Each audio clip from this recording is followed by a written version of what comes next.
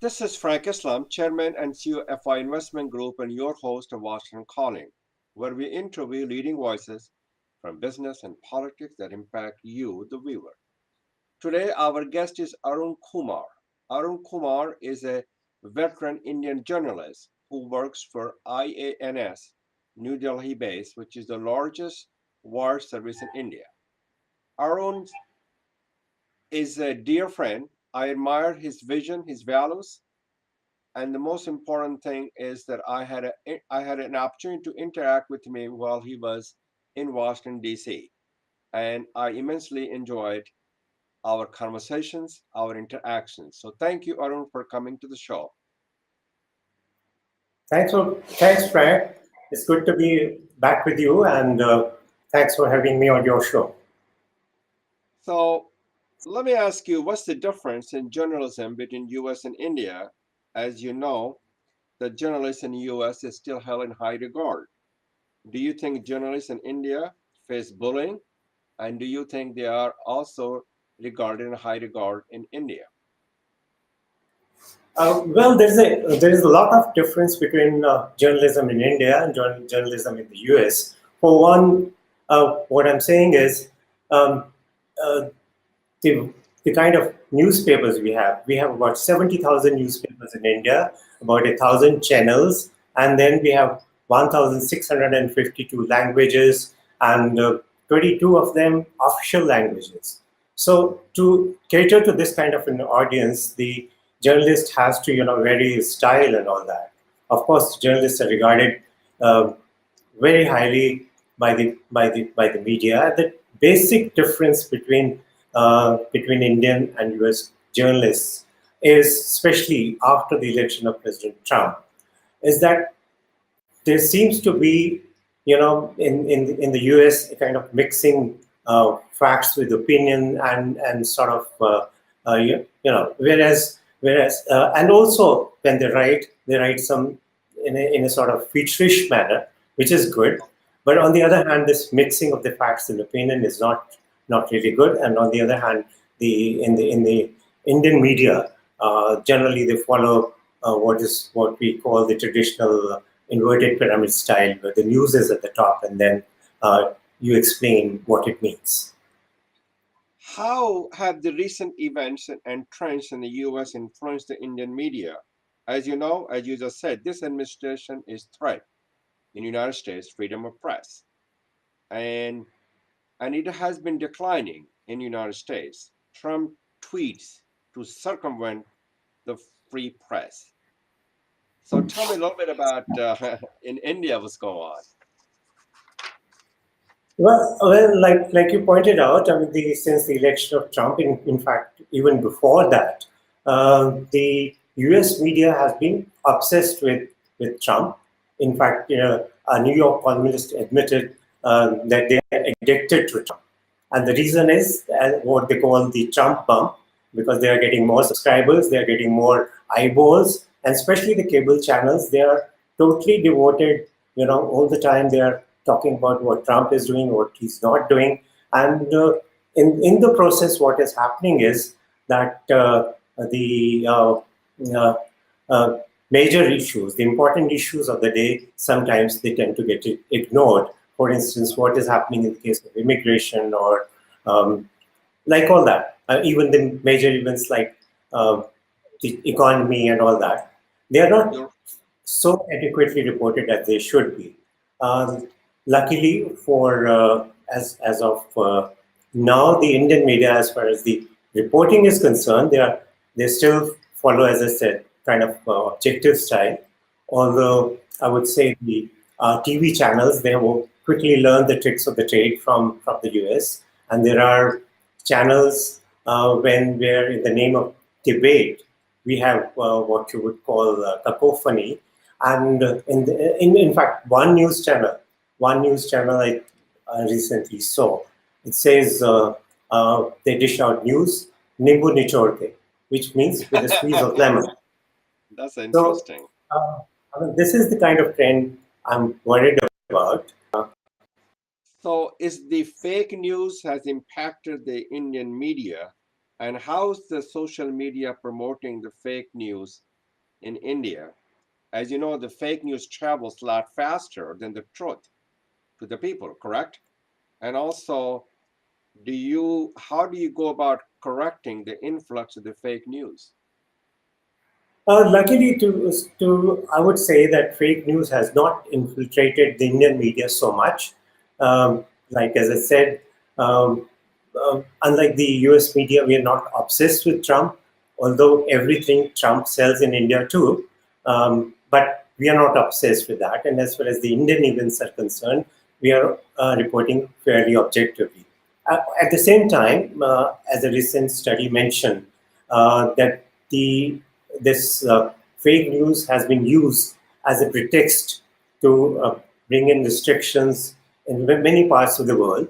And in India too, last month, the Information and Broadcasting Ministry issued guidelines for the accreditation of journalists, saying that those who are accused of dishing out fake news should not be given the government accreditation.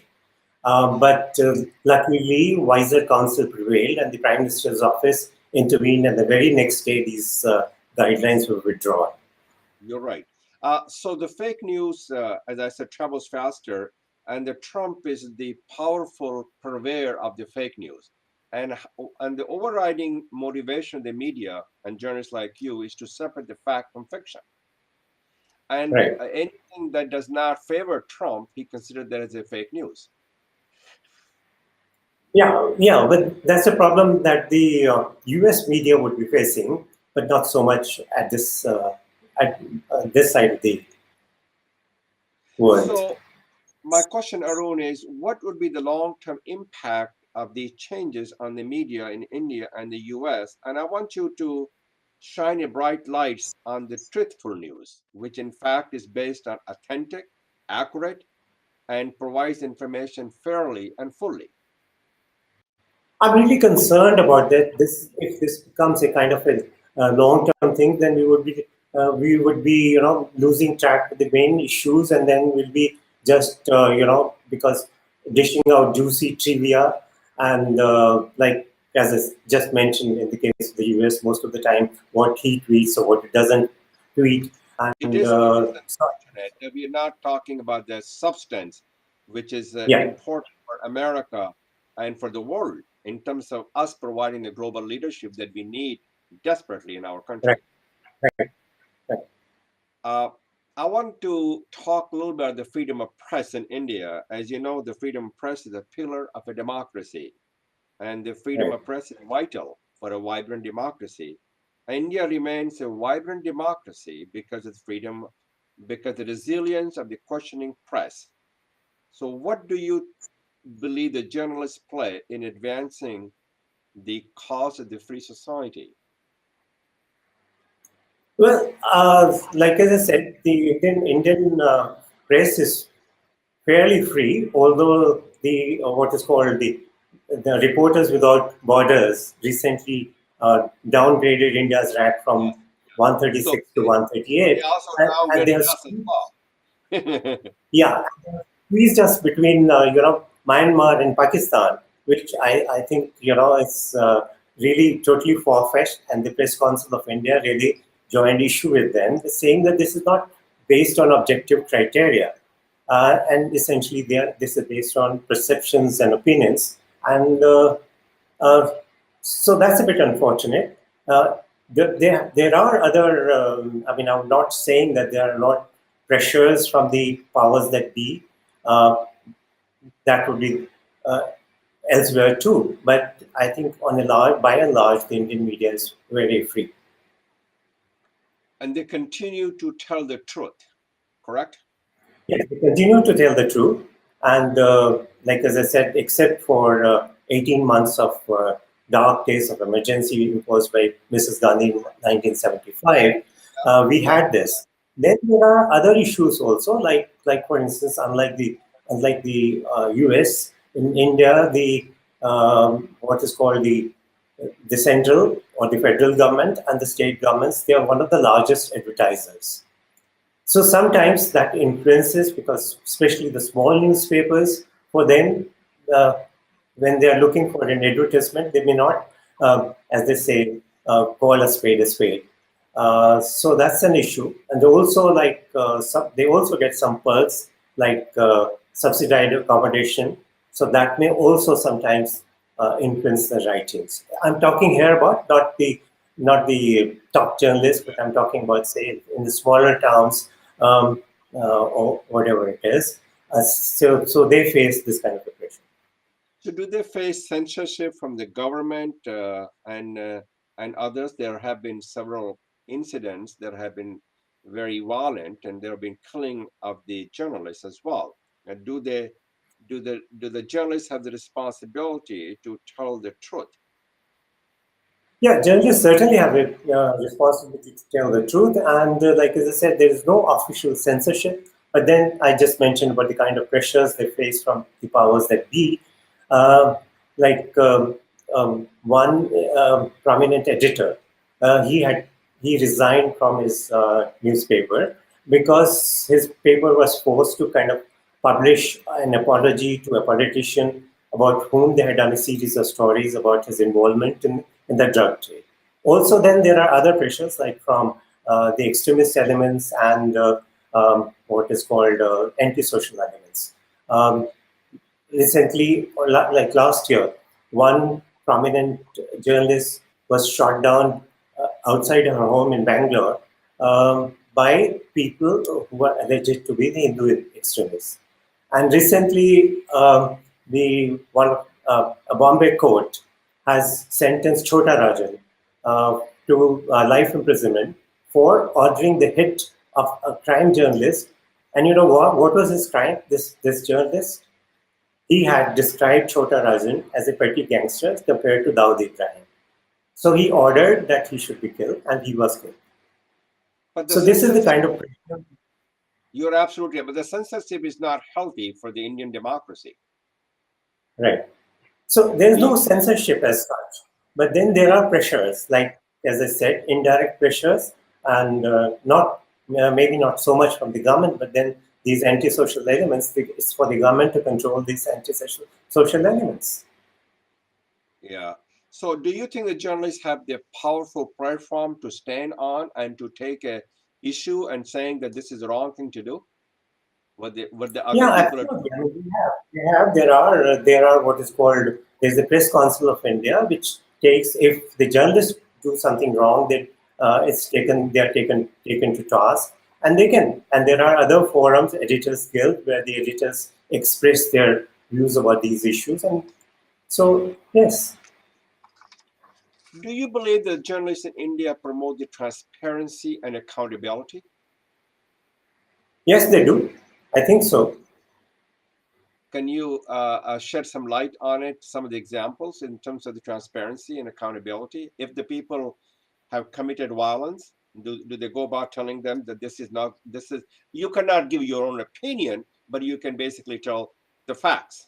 Like I mentioned, uh, journalists in India, they do promote transparency and accountability. And like I mentioned the last time when this journalist, Gauri Lankesh, was killed outside her home in Bangalore, there was an Right. uproar and there were lots editorials were written. And similarly, like as I said, only the last month, the the Information and Broadcasting Ministry had to withdraw its guidelines relating to so-called fake news. Because there was an uproar among the in the press, and um, uh, opinion writers came about it and so on. And so very next day, within 24 hours, the Prime Minister's office had to intervene and have these guidelines withdrawn. So you see the brighter horizon for the journalists to promote the freedom of press, freedom of expression, and to make sure they speak up and they speak out against the violence and against the threat to the journalist. And you said that very eloquently. I do see, yeah, I do see a brighter horizon, but I would add this, that they have to be on their toes all the time. I mean, to all these attempts to sneak in some sort of um, way to control them and all that would always be there. The powers that be would always try to control you. And then all these antisocial elements or others, they would also, try to put their thumb on you. But so we have to be vigilant, and it's not that we can just hope that things would be fine. Okay. So I want to talk a little bit about the a topic which is important to both of us, and we have talked several times during our conversation while you were stationed in Washington, D.C. What do you think the India diaspora can help to achieve its fullest potential? Remember, the India diaspora, you believe, had the character, the capacity, and the competence to help India in several pivotal areas, economic, political, and social areas and developments, and they are uniquely positioned and they have the vital resources to help India.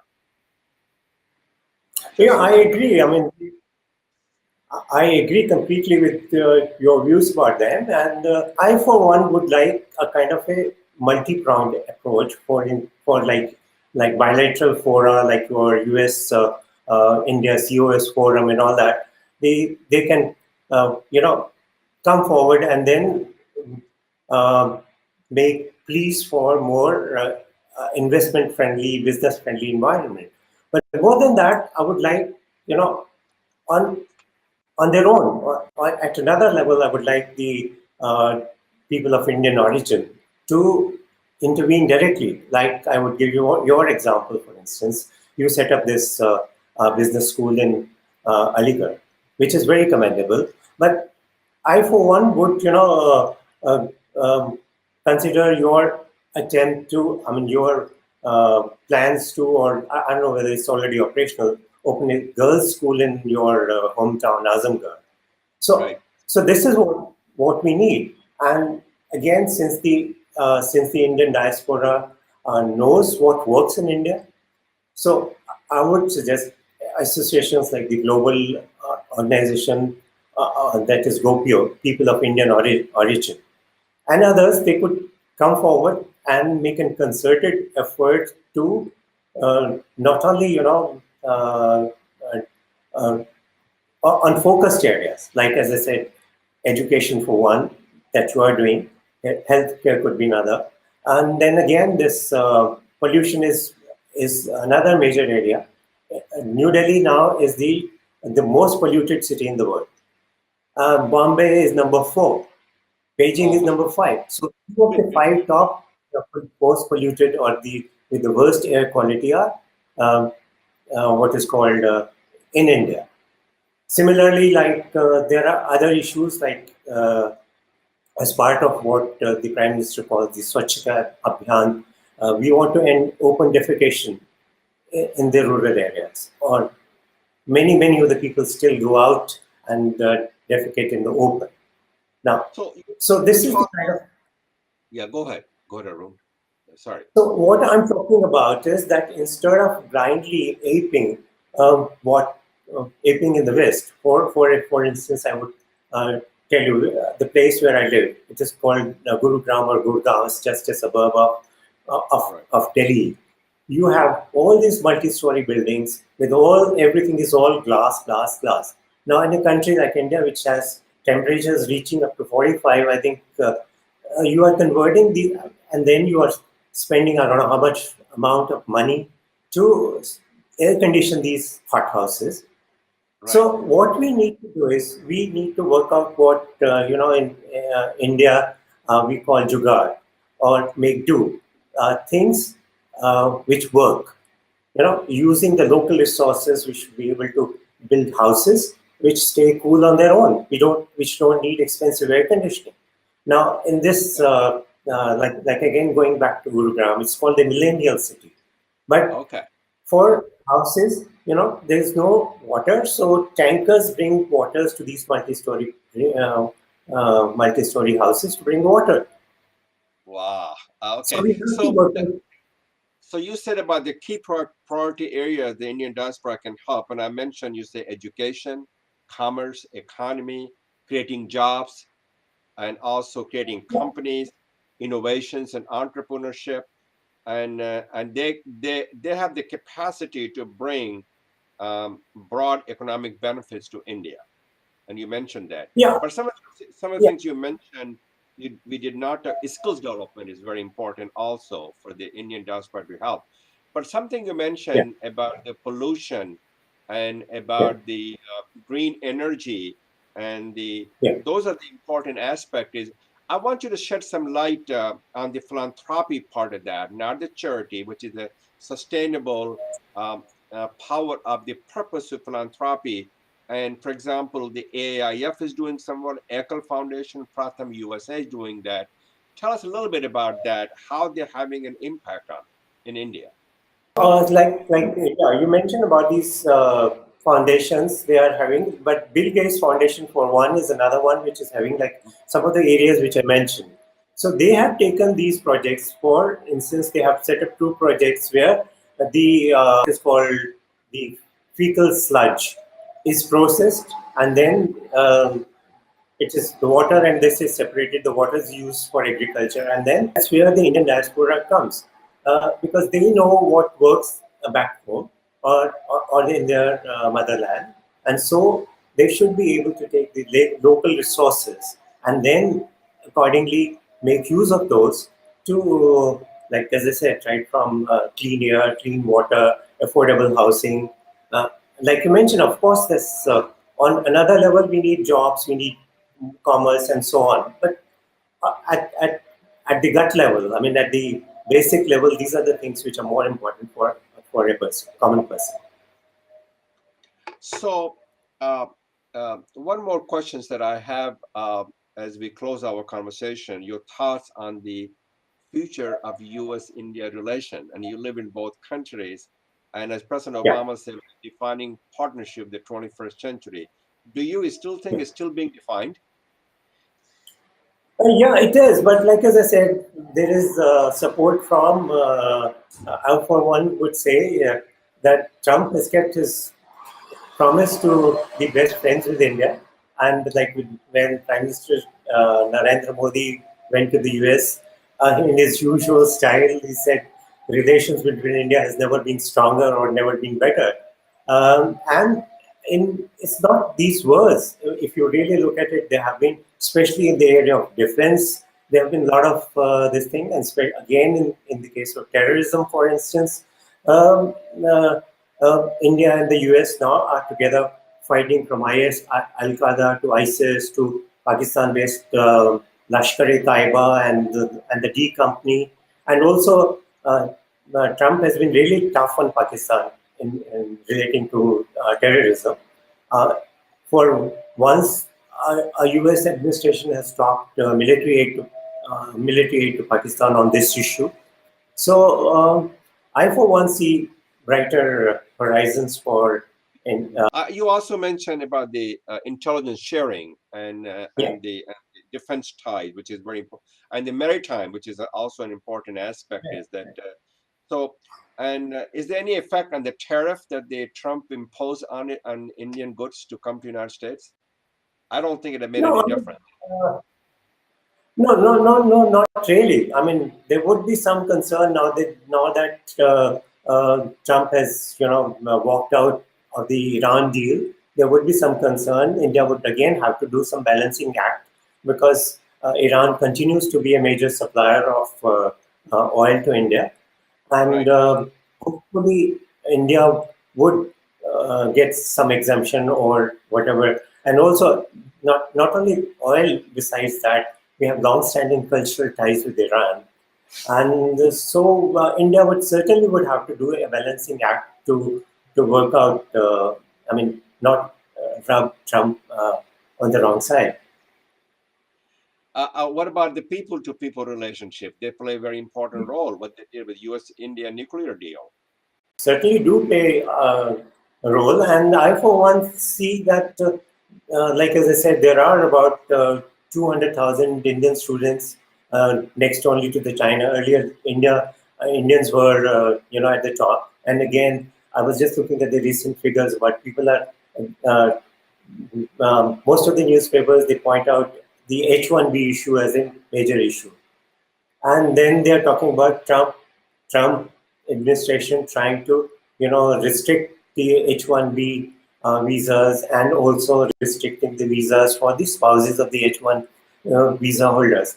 But if you look at the statistics, even last year, 75% of the what is called H1B visas went to the You are Indians, an Indian and citizen, right? 96% of the H4 visas for the spouses of the H1B went to the Indians. Only the next was 3% to the Chinese. So what do we want? Do we want 100%?